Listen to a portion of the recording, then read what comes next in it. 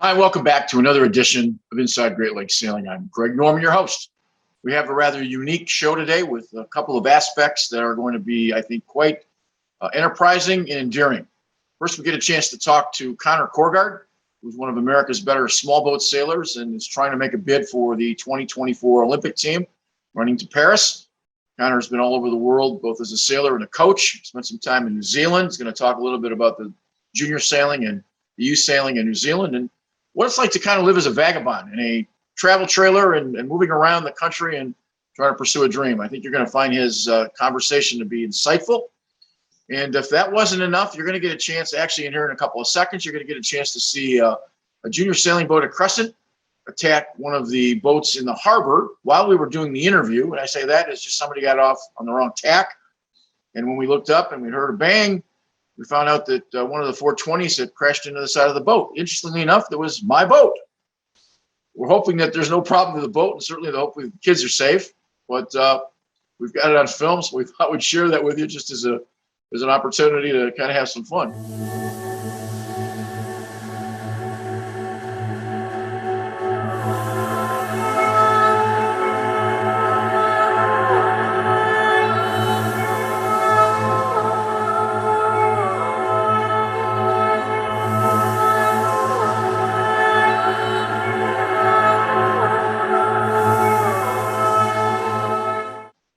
Hopefully that made you laugh. I'm not sure that we have to worry about the side of the boat at this point. We've checked it out. There's not too many scratches.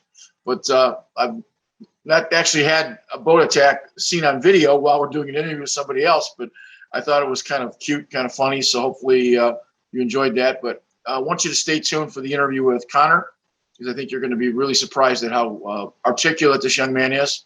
And lots of hope for him to be one of our better sailors coming up in 2024. We'll be back with Connor in just a second.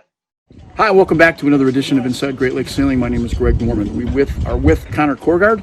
Connor is an interesting character who's here on Lake St. Clair this weekend to sail in the Laser race here at Crescent. And Connor, you're a guy kind of chasing a dream. And you started at 14, you want to be an Olympic level, you've been to New Zealand. We're going to cover a lot of ground.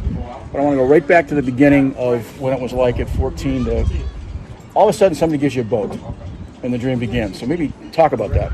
Yeah, so like you said, family friend just gave us a boat when I was 14 and taught myself to sail, and then started taking racing lessons at a local sailing club in Minnesota where I grew up, and then wound up kind of taking off with the racing, and a couple of college kids who happened to be coaching there for the summer, and they were into the college sailing scene, so I guess you could say they had kind of seen the world of sailing, and that kind of turned me onto it, and they recognized I actually wanted and could go further, and so they kind of took me under their wing.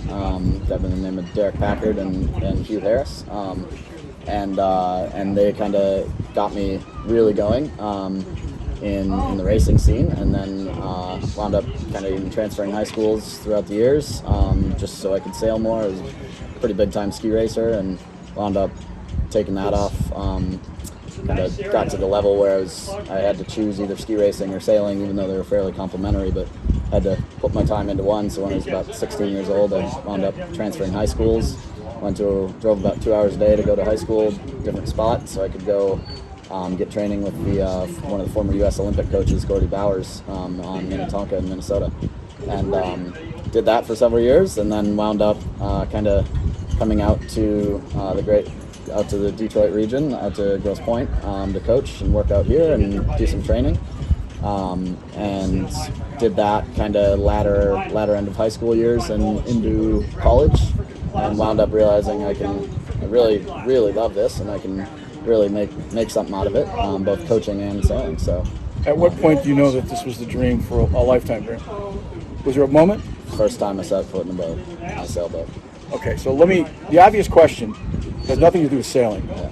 Are you ADD? Do you have that kind of? Are you compulsive driven in a Yeah. way that most people aren't? I'm extremely black and white, in that I either am full on or full off. Okay. And I'm also fairly, I wouldn't quite call it ADHD, but I tend to be quite just split-minded and all over the place. I think some people may say passionate. Definitely. Other people may say crazy. Yep. If you play golf in the rain or Yeah. the snow, you probably are not all there, and I don't mean that in a bad way. Yeah. It beats, smoking or eating too much. But Exactly.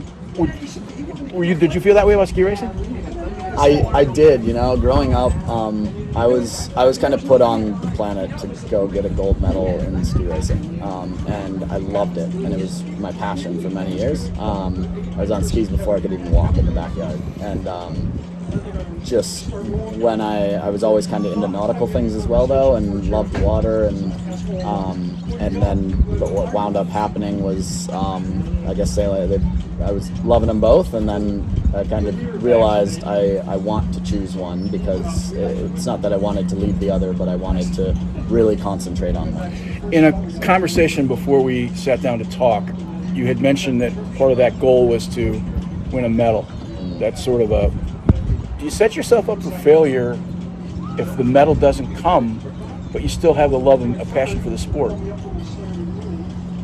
I think so long as you keep that passion for it, and that's where you have to accept, I think in any sport, if you're trying to be the best in the world at something, I always look at it and I go, every single gold medalist in any sport, and really anyone who's the best in the world at what they've done, the absolute best, is an absolute nut. They're crazy. Right. But in the best of ways. And those are the people you want to listen to. Because they don't necessarily care how they sound or how they come off or whatever. They've been so passionate about one thing their entire life that that's what's made them the best. And I think you kind of have to be a little bit crazy to go for some of those things. So I think it's something that can be hand in hand. While it's definitely an objective goal and definitely a resultant goal, it's something that to do something like that in any sport or any field, really, to be the best chess player in the world, for example, it's like it becomes your life and it consumes your life. So it has to be this lifestyle passion, and you have to find obviously ways to balance that, but it has to be a lifestyle. It can't be a 4-year process or anything. No, and I get that. I know a lot of empty trophy cases where kids haven't obtained whatever that goal was, and not only did the trophy case remain empty, but the passion for what they were doing was lost. We know from federation numbers, the kids that started at an early age, at 7, 8, 9, it doesn't matter the sport. By the time they get to be 14, they're wiped out because it's a 12-month-a-year process. Yeah. I think that the very small minority of kids that become those kinds of champions are touched in a different way than certainly a lot of folks. But I think sometimes you set yourself up when you have that sort of specific goal. Yeah. I've never heard anybody say that. That's the reason I'm asking the question. Yeah. I'm intrigued because No, I think one thing I tend to do, for example, and it's unique that you grow up in the Midwest, where obviously sailing is not a 12-month program.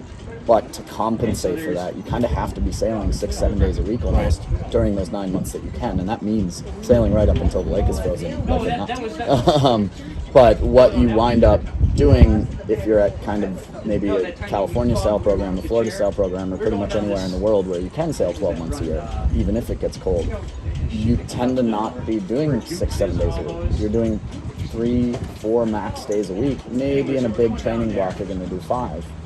But you're just kind of going and playing, and that's where it's important to have that structure set, Right. I think, and to recognize those differences, because one approach won't work in the other climate.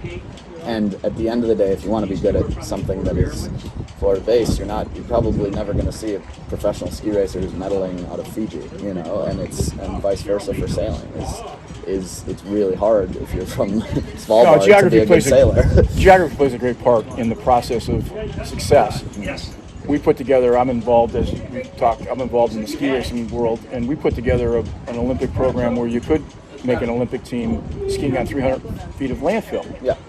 And completely different from anything out west and out east. And it was only by happenstance that we put the program together because we had kids that we wanted to see have that opportunity. Mm-hmm. And lo and behold, it turns out you can. We've had 5-6 kids make, development teams, national teams. But that's an exception. There's a whole lot more kids that are skiing now at their 25, 30, your age, because they stayed with the dream. But my question to you is, you step on a ski hill and all of a sudden somebody gives you a boat, you step in the boat and all of a sudden the dream changes. What was it about the boat that was unique? The skiing didn't offer. I don't know. I think it fit with me. I think it was. I've asked myself that a lot over the years, and I think I've really kind of gone back to my roots. I'm kind of unique in that I had some trauma as a child, and I don't really have memories before the age of 10, really. But I'm told of one memory growing up when I was in diapers, where I was plopped on the bottom of this seabed, or this riverbed actually. I think it was way up in northern Minnesota or something. But I think it was actually Itasca, which is the mouth of the start of the Mississippi River. And there's imagine this kid in a riverbed that's 2 feet deep or whatever, and little salmon or whatever swimming along there. And I'm told that I would be plopped down on the bottom in diapers on these rocks and feel the current go by me, and I would be drowning. But I was just laughing underwater, and then I'd be plucked out or whatever, but I was just like, I couldn't even walk, and I loved the water. And I think even in the past couple of years, I've realized I'm less of a sailor, or less of a professional sailor, more of a professional athlete and professional waterman. And I've been winging, I've been windsurfing, and I just love the ocean. I love being around the water, and I'll free dive and all sorts of different things on the water.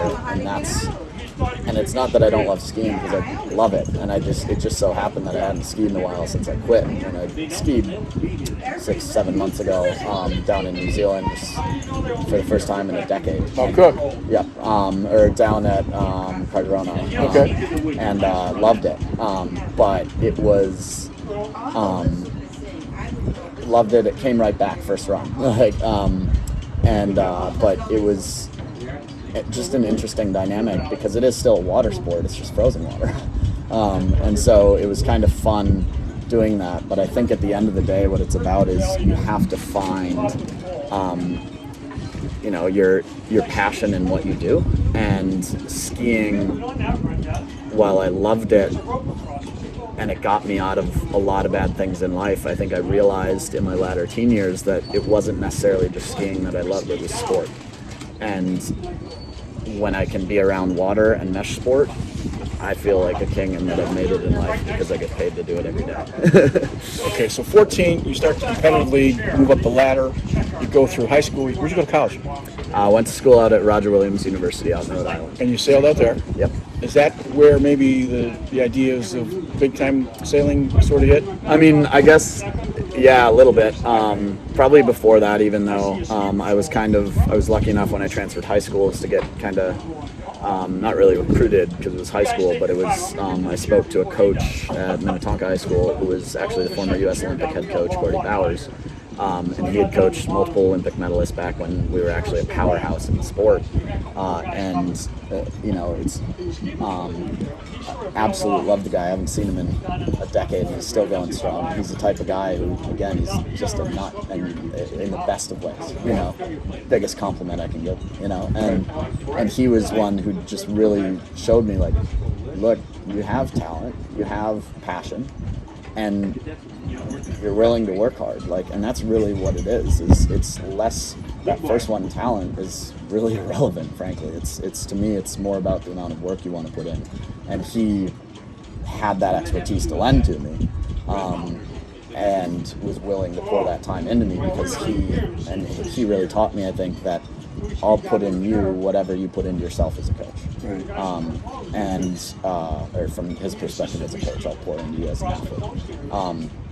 And so I really started to progress at that level, and then kind of got recruited out to Roger Williams University by Amanda Callahan, who's, I rate her as one of the best coaches I've ever had, because not necessarily even hands-on, and a lot of, I think, athletes wouldn't understand that, but it's she knew exactly when she could A, push me, but B, when I needed support, and she knew even sometimes that she wasn't the right person for them. Right. And I can't rate her highly enough for that, because that got me through a lot of rough patches in college, and hit some pretty dark spots in life, and diagnosed depression and all sorts of different things. And what wound up happening was she was able, I think, I really credit her, whether she even realized this or not, with helping me set up the right support system so that I could keep going and pushing with what I wanted. How did you get on their radar? Just youth sailing, Okay. and wound up kind of traveling through youth sailing, and I think she's really good as a coach too. I recognized early I could go to a school where maybe there's some top of class recruits going, and maybe we win nationals or something, but really what I sort of recognized was Amanda tended to recruit people. She would totally take top of class people if they wanted to come to Raj, but she would kind of go for people who she saw as up and coming, and who maybe didn't have the right resources in youth sailing or something like that, and then she would still go make national champions. Right, and so if from being from Minnesota, that fits the bill. Exactly, and I just went, wow, like this coach actually knows what they're doing. They're not just taking necessarily like world champions and creating national champions. Like that's not that hard. Like, What was your course of studies? I wound up studying both math and finance. So if sailing doesn't come out, what is a 27, 28-year-old Connor, what do you, if this was not available, would it be something in finance or mathematics? Yeah, senior year I took a semester off actually of sailing, and I just remember my coach and the director of finance at finance school kind of arguing on the phone all the time, because I was taking off too much time off sailing or too much time off finance, and loved this program I did in finance. It's the top program in the country, a program called Cafe, where they give these 10 student fund managers like $250,000. And it's real money, real time, and the students decide it. There's a professor who oversees it, but he doesn't do anything. He can't touch the money. And so what winds up happening is it's a very unique program, more so than even schools like Yale who have similar programs, but they might be on a computer simulation or something like that of the market. Whereas in this case, it's real money. And so Real life internship. Yeah, and so it was absolutely phenomenal. Did it, slept 3 hours a day the entire semester, loved every minute of it because it was so high adrenaline. It was so, suited the bill that it was black or white. I couldn't imagine being the Board of Regents as they're bringing the program. Listen, we're going to give each kid $250,000, Yeah, right. and we're going to let them run with it, Yeah. and we can oversee it. That would take some great will on the part of the Board of Regents for that school. So good for them. Yeah, Give you and it just created the student fund. That was the whole goal, was learn. Yeah. And it was just playground of money.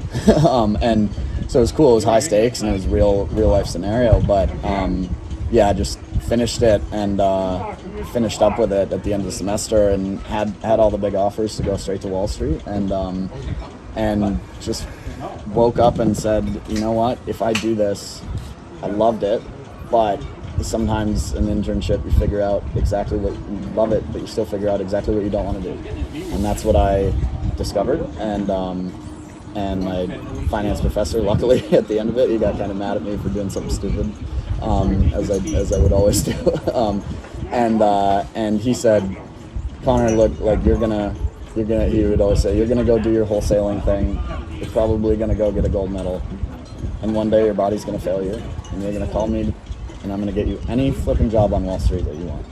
And I said, thank you. I will take that and run. Education's out of the way.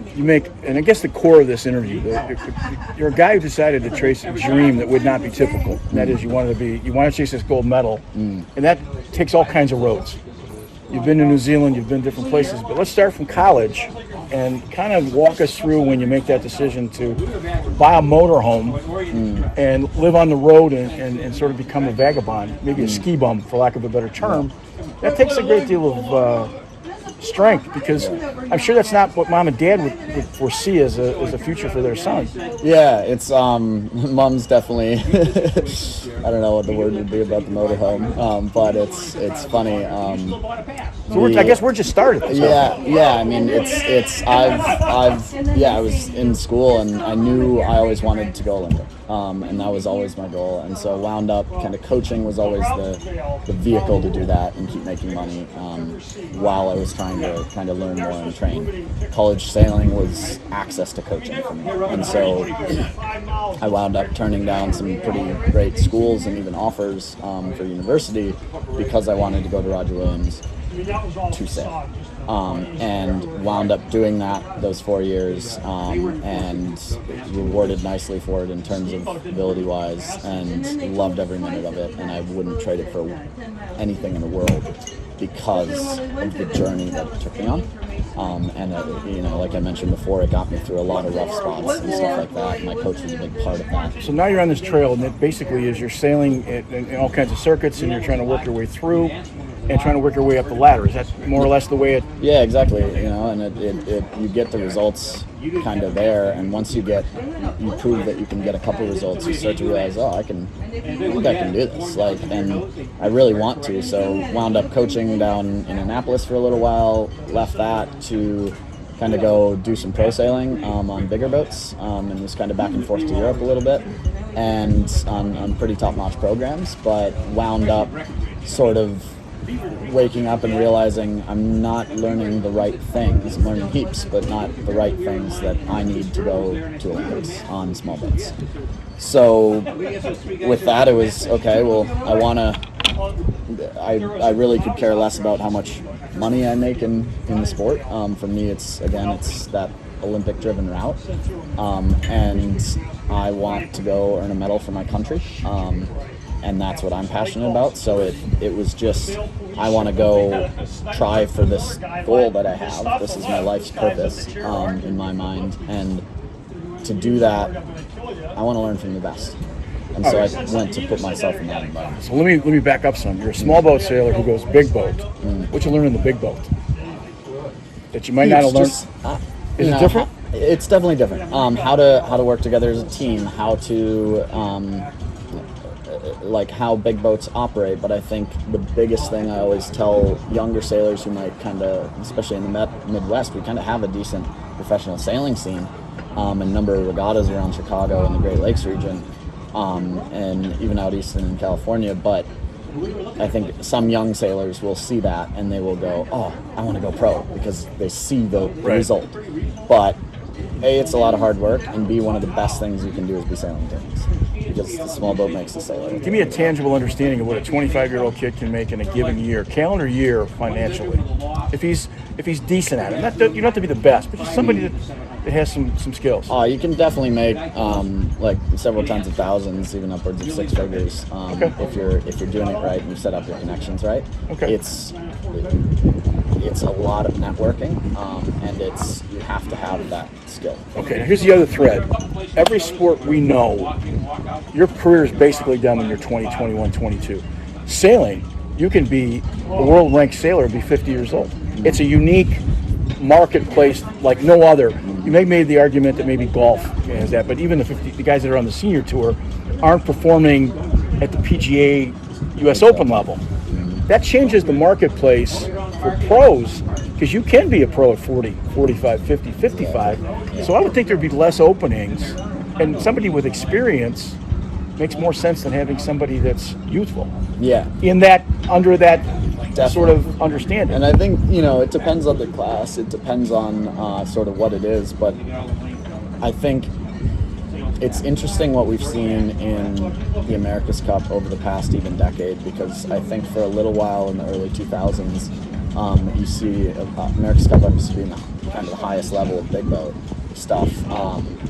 You saw a lot of experience-driven stuff. Right. And so it was interesting to see that, whereas now in the past decade or so, you've seen this resurgence of people relying on Olympic-level sailors and medalists. Right.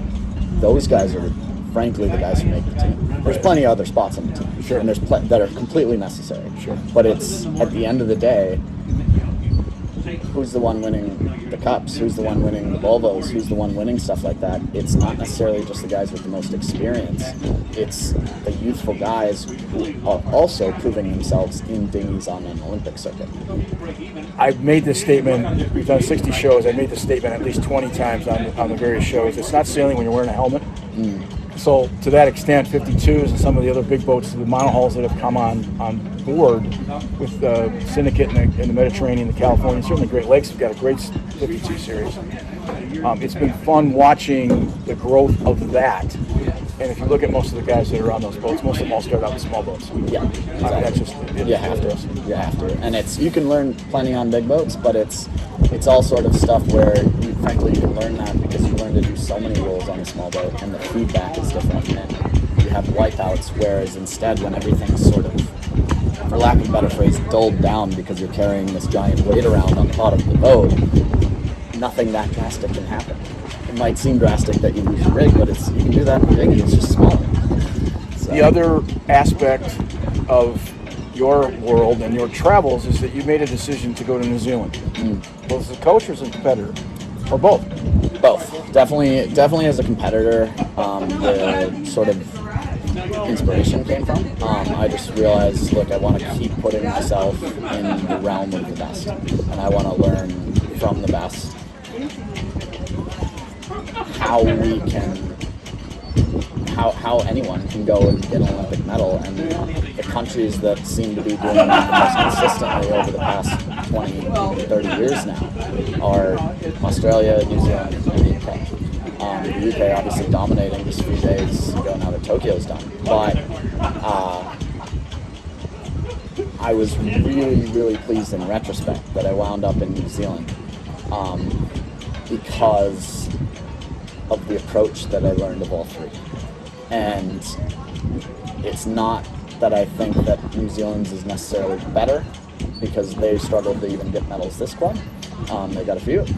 But the interesting point is that you have two countries primarily that are significantly fully lottery funded in the world, or government funded, and that's Australia and the UK. And so with money isn't everything, but it definitely helps a lot. But the interesting part that I saw was that the Kiwis do their Olympic campaigns on half of the budget that we Americans spend. And so that's what really piqued my interest, and I've kind of wound up there, frankly, out of happenstance, and just had a few connections, and my friend Susanna Pyatt was lucky enough to give me a job down there, and wound up coaching and working with a lot of their junior and youth sailors for the national team down there. What'd you coach? What level?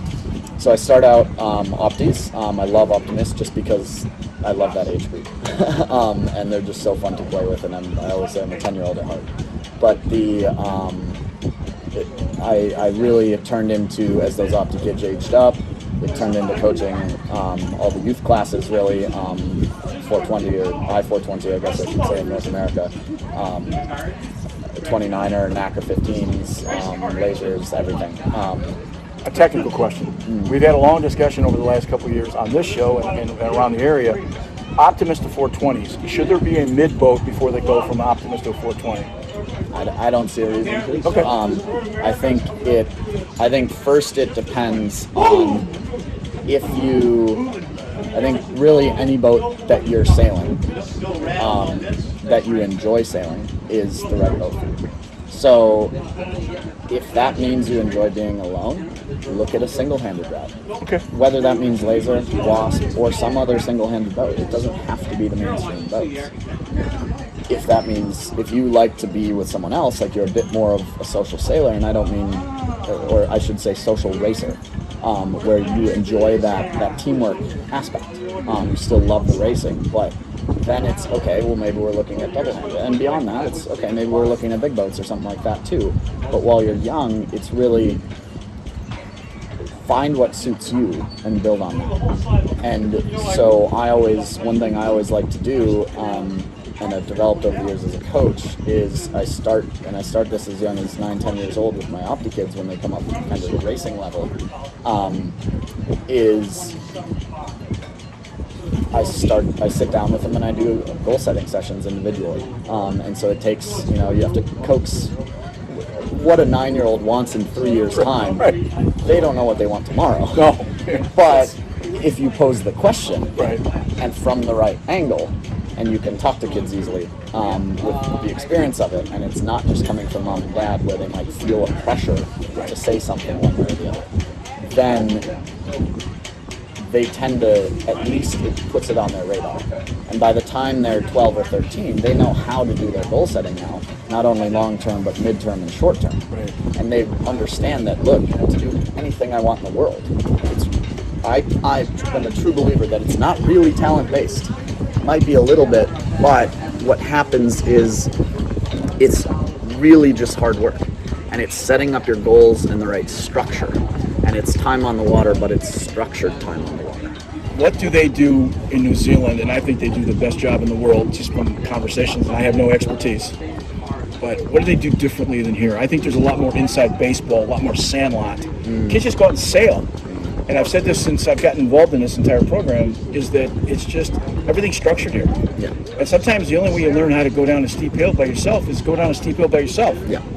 And I think that's something that doesn't happen as much here as I think happens a lot in that part of the world. Yeah, so I mean, from a coach's perspective, and I guess like an educator's perspective, it's really interesting. So if you look at the education industry, right, or just as a field of science, right, and how humans learn and how animals learn even, is there have been all these studies trying to discern how we do learn best and how we perform best and all these different things, both as athletes but as just learners and people trying to glean information and make sense of it. So if you look at that, all of pretty much every single study on the planet has been proven and disproven and proven and disproven time and again. There's one study that always consistently pops up that has never once been disproven, and to my knowledge there have actually been studies set up by purposefully biased studies trying to disprove it, and they backfired and they got proven again. That humans and really animals, we learn best in a state of play. And that's the one theme that we know about education. And so when you can, I think as a coach, your job is not to know the technicals. Your job is to be a sounding board and to provide sort of insight and help set up a safe environment. And if you can set up this safe playground for your brain to go and play with something, for your athletes or for yourself or for someone else, it's now you've set up this little playground for your brain to go play with stuff. And when you go play with stuff, you learn it. Coaches provide options. Exactly. And that's something that sometimes coaches never learn. Yeah. They think somehow they're a direct. They think they provide answers. Yes. Yeah. If you provide options, because not everybody, God did not create us all equal, otherwise I'd be much taller with a lot more hair. And I make that statement all the time. That doesn't mean you can't be good. And the other thing that I think sometimes I coach, and I'll have 30 kids on a team, and I'll mention there might be 2 athletes in the group, and then 28 people get offended. I don't mean that you can't be a great player, but God created some people to jump high and run fast. It's not all of us. And I think that's sometimes the process we forget.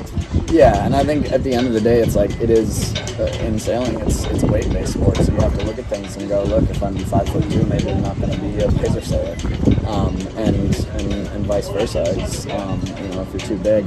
The other side of that, I think, is when you look at it, there are ways, and one of the most fascinating things I actually found about the Kiwis and just various Kiwis in general, and even a number of, I think, athletes from countries that have a similar approach, namely being probably Scandinavia, where they have a very anti-early specialization approach, a very open learning approach. Norway. Is their athletes, and who am I to say this, but it's very, I don't even know how to phrase it in English, so I think in Spanish a lot, but their athletes aren't even, when you look at the core skills, it's funny because sometimes their athletes, it seems like they shouldn't be what they are. It's it seems like, and who am I to say this, but like they're not even good at certain skills in it. And for example, is like there's like some sailors in New Zealand who are just notoriously heavy-footed in a boat, in a boat. And yet Explain that. they're Meaning they jump around and just every contact they have with the boat is just a thud, thud, and it's not a graceful, elegant movement, which you would think you would want. Right. I would think. And who am I to say this? I'm not keep everything moving forward. But and yet they are Olympic athletes. So who am I to say how to do it? Right. But it's this interesting concept that I've sort of, I guess, surmised or realized, I think, over the years, is after living down there, was one of the kind of big things I learned was it's not necessarily about being good at sailing. Sailing is just the vehicle. But because especially in our sport, it's not just, I guess, swinging a baseball bat, which I don't know anything about baseball, but you're doing roughly the same motion every time. And maybe you put tweaks on that, or depending on the pitch, and it takes some recognition, and it definitely takes skill. But it's a very singly oriented skill. It's very similar every time. And whereas sailing, there's so many different variables to the sport. And really, these are variables that you cannot predict sometimes. So you look at a sailboat race, and it's an evolving game. It's a chess game that you cannot. In chess, for example, there's so many different games. We don't know even the actual true number of games. Like, we can't even write it out. It's so big. So it's a matter of you can have different strategies and different kind of concepts, but really it puts it back onto the person and the brain going on to figure out these concepts and apply them in a situation. So when you take it to sailing, it's interesting because as it being an evolving game, it's not about being good at sailing. Again, sailing is just the vehicle. It's just the tangible thing. Instead, it's about being good at learning and evolving and applying certain skills. Right. And if you can adapt in a situation, it goes back to your deepest roots. And I think many sailors under sort of a, I guess, Eastern European, Ukrainian style, strikingly American style coaching, I think, from my experience over the years, what I've seen in terms of coaching junior sailors in the country is we get a lot of just telling people how to do things. And it's very just cutthroat, but just cut and dry. This is how you do it. Do this, do this, do this. But what happens is, even if they become very good at those skills, they might even go win a Worlds or something like that.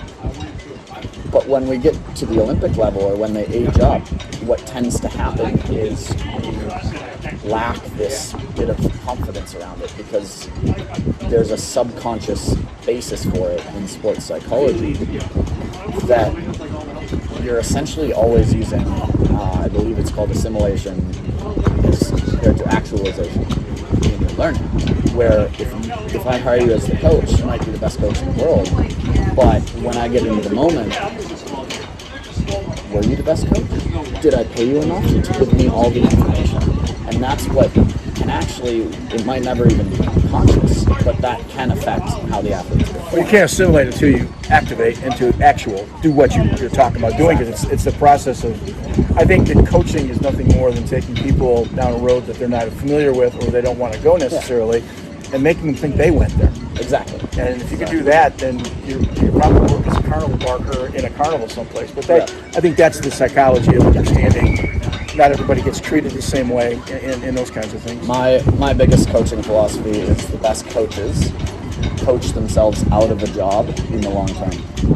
And what I mean by that, I guess, is that they work with the athletes, but if you're coaching me at Worlds and suddenly I break down and I need something from you, like I just can't figure this one thing out, it's like, I would say the coach has failed in what they've done completely, because they haven't given the athlete the right tools to go and figure it out and succeed on their own. Well, I think a lot of times, if we go back to the options that we talked about, is that if they can have a base knowledge of what they're doing, they can self-correct. Exactly. And a lot of coaches will give skill without giving the pause of understanding what it is that they've gotten to.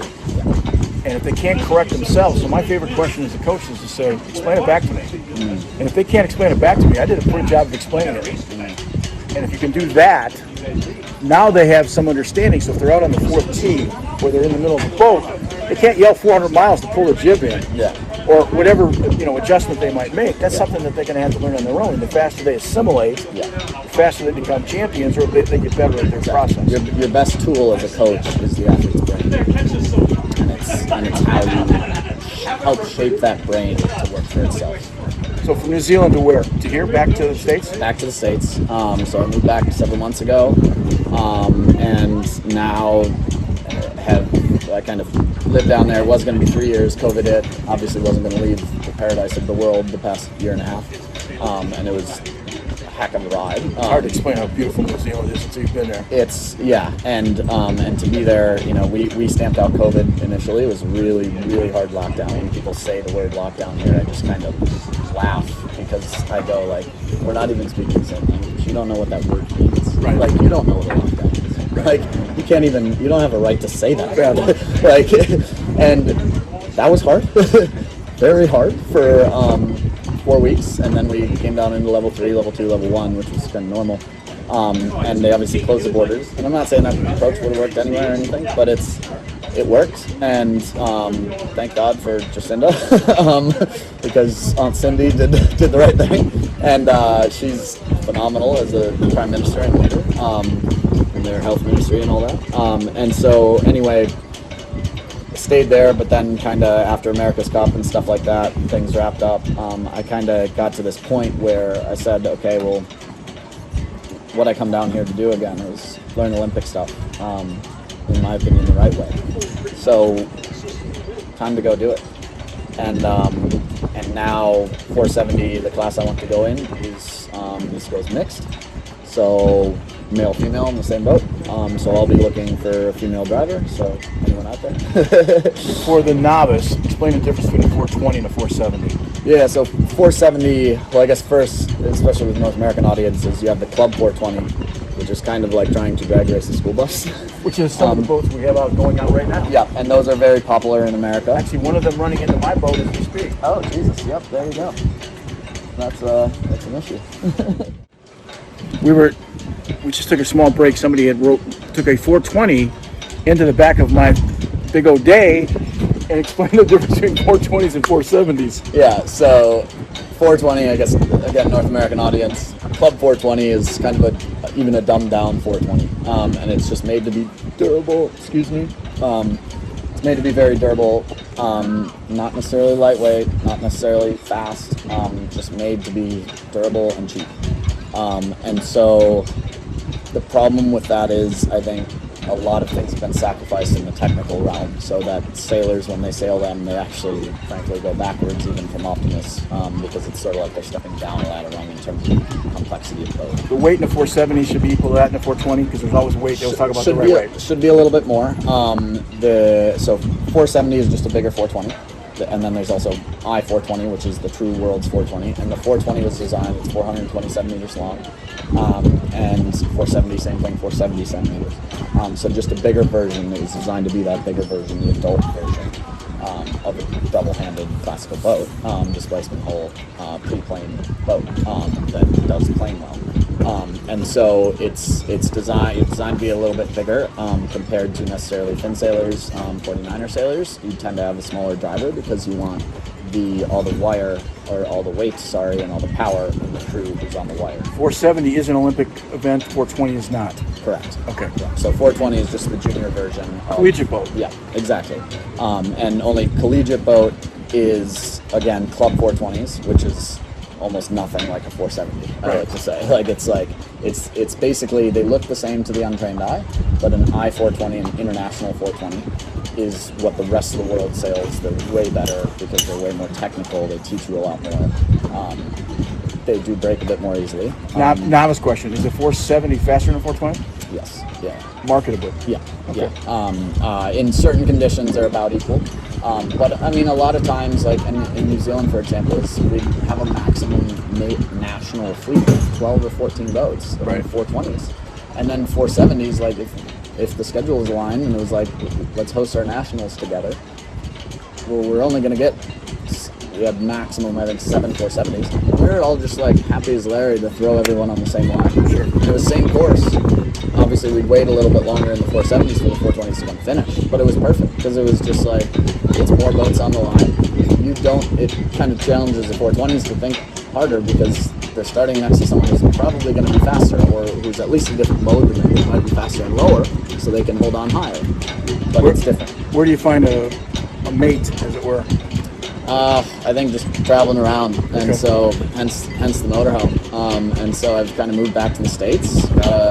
Realized I was going to settle down in a job, but I realized what's a couple, 10 grand a year in terms of the next year before I quit and go full-time campaign mode anyway.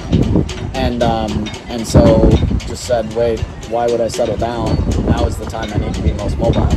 And to do that, I kind of need an apartment, but I don't want to fully pay rent or anything. So I said, well, wait, I'll just get an apartment on wheels. So did that, fixing up a motorhome and living the van life, and just a small little van. And, Which has become a very popular way of mode of transportation for your generation. yeah. Ours is probably bigger motorhomes with more creature comforts because Yeah. we're old. Yeah. But I think what's the one nice thing about being a vagabond? That's my term. I don't know what I'm doing tomorrow.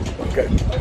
And, That's an advantage. and there is so much fun to that, because the things I've done even in the past 2 months, I didn't even know I could do in the US. I knew I could do them in New Zealand, but it's, you wind up racing this race on a boat, or you get a call to go sail the next event, or you're going and training, or someone I was talking to today, we're setting up doing an event in a couple months and doing a bunch of training for it in dinghies.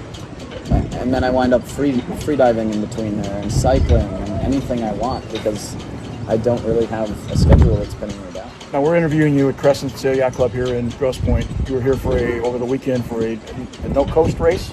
Yeah, just hopped in. Really was home, just visiting family. Okay, so this is just a kind of a fun and just totally. okay. Yeah, and You weren't a ringer, or you just here for fun. Nah. Just and actually, like a bunch of the Opti kids I used to coach, who are now 16, 19 years old, they were all doing the lasers, and there was radials and full rigs, both pretty much equal sized fleet of about 20 boats, and decided to hop into the radial, being well too big for a radial right now. Right. Just to race that, knowing that I would be, and at times it was 15 degrees lower and at half a knot slower. Okay. But having to play things differently in my mind. And it was actually great practice. And I think that's where that's what I love about the sport too, is there's so many different ways you can practice different things. Is you're not going out to practice one skill. I could have hopped in full rigs, and I used to sail lasers, and I'm sure I would have done quite well, and been happy as Larry, but to me, I don't need work on that right now. What I needed work on was kind of a couple mental things, and kind of, and also performing under pressure at the right time, under external pressures. And so it was actually the perfect regatta to hop in, because I'm slow in this boat. I have to make do with things, and wound up getting hosed by my Opti kids, which I loved, but then as soon as the breeze kicked up a little bit for the very last race of the regatta, it was like, oh, here's my moment. And easy bullet, but it was cool to just simulate that pressure environment, work on things from a mental aspect, staying calm when you know you're slow and you can't do anything about it. As you're explaining the race, another novice question: do you have to think quicker on a small boat or a larger boat? And that may sound like a dumb question, but sometimes you talk to these guys. Like right now, we're going to interview tomorrow the guys who are involved in the Transpac race, a Transpiria race, which is Sault Ste. Marie all the way to Duluth, and they're about to finish up. They would tell you, as the Port Huron to Mackinac race was this year, lots of tacking. Yeah. Because they were in that kind of wind, and they would tell you that they thought just as quickly as if they were on a small boat. Your experience? I think dinghies, you definitely have to think a lot more, because there's so much more going on. So there's less people on the team.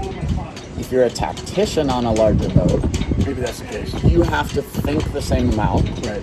But at the same time, you have 10 other, 15, 20 other team members, depending on the size of the boat, who are doing everything for you. Right.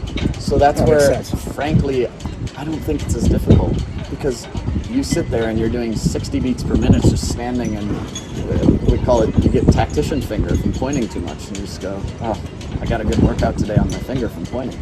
So now that's all you're doing. the goal is to find somebody you're headed towards, or at least working towards Paris in 2024. Yeah. So in dinghies, it's going for Paris 2024, LA 2028, and Brisbane 2032 for myself. So, and we don't even know yet that the 470 will be in for 2032, for example. But my sort of goal and what I'm looking for, I don't expect someone to commit for 3 quads. I'm personally mentally committing for that the next 12 years of my life. But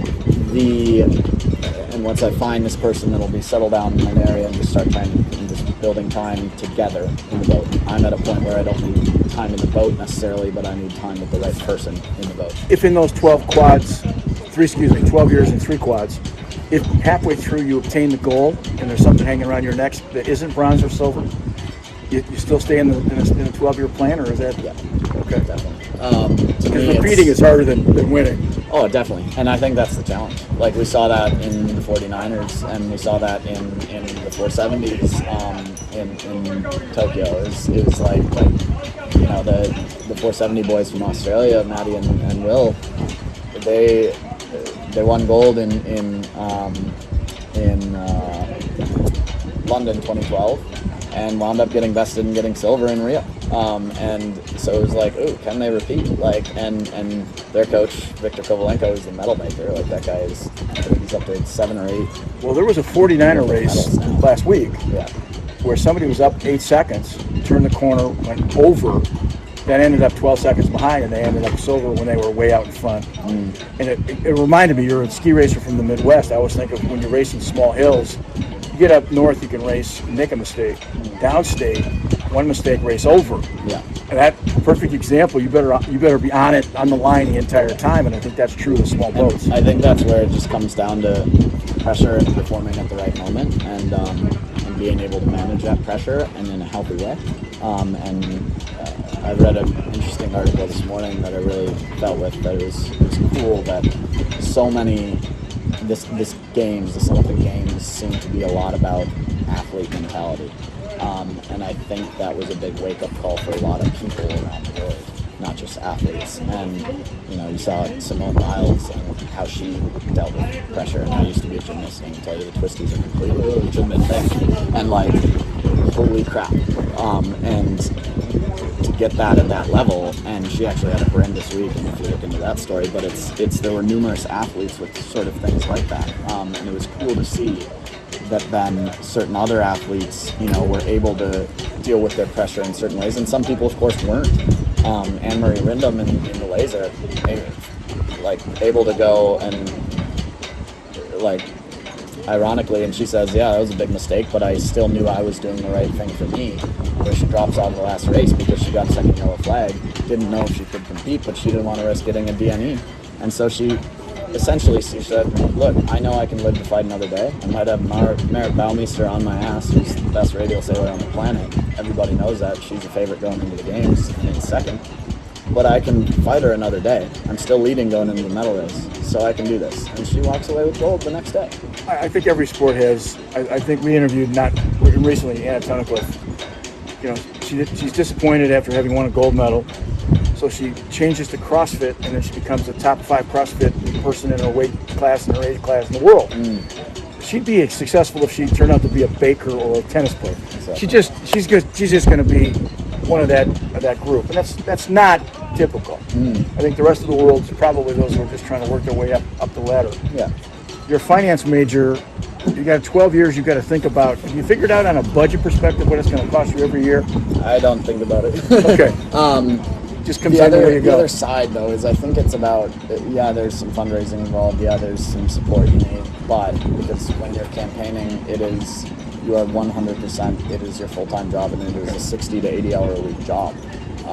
And that might not mean hours in the boat directly, but it means working on the boat, planning, logistics, workouts, cycling, like all this other stuff, and just thinking about it. And it's something that if you want to be the best mathematician in the world, you're going to go home, you're going to take a shower, and you're going to be thinking about whatever problem it is you're trying to solve in the mathematics world. If you're trying to be the best sailor in the world, same thing applies. Listen, I can't tell you how much I've appreciated this conversation, and we had a little bit of a conversation before we actually at your home on wheels in the parking lot, which I think is kind of cool. It's just a fun conversation to see somebody with passion for something that they love and have committed to, and I wish you the best of luck. Thank you. So appreciate spending the time, and whatever the rest of the summer is, good luck with it. Yeah. Cheers. All right, man. Thanks so much. That was Connor Corgard talking about all of his life dreams, and we're wishing him the best for Paris in 2024. And for all the guys at Crescent Junior Sailing, if you would avoid going out of the harbor, avoid the last day on the right. it would be appreciated. So we'll see you next time.